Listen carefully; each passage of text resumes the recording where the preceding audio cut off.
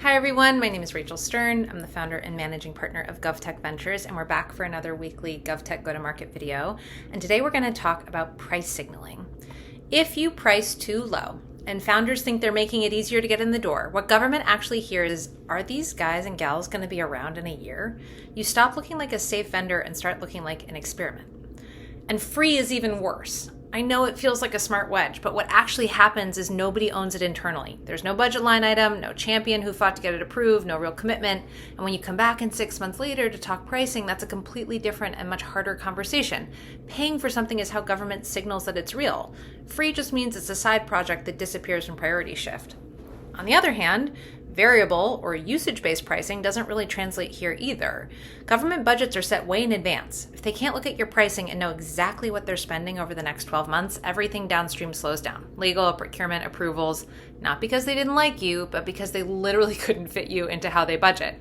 And if your pricing takes 15 minutes to explain, that's also a problem. Your champion has to go to explain it to finance and procurement without you in the room. They're going to get it wrong, and it's just going to be a tricky cluster, and they'll avoid the conversation altogether.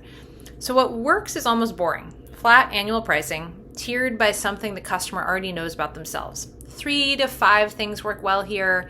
Employee seats and department, which ties directly to value and is easy to verify. The department's existing budget, which anchors your price in something they've already approved.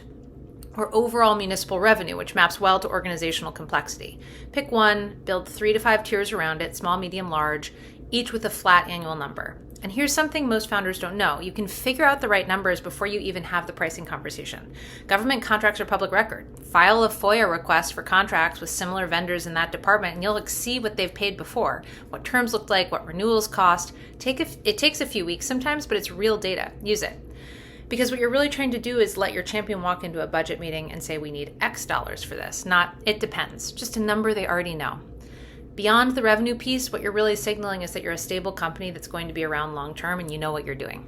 That's what government is actually buying when they buy from a startup, not just the software, the belief that they're safe. So if the deals are stalling late in the process, look at your pricing before you look at anything else. It might not be your product. It might just be the signal you're sending. More next week.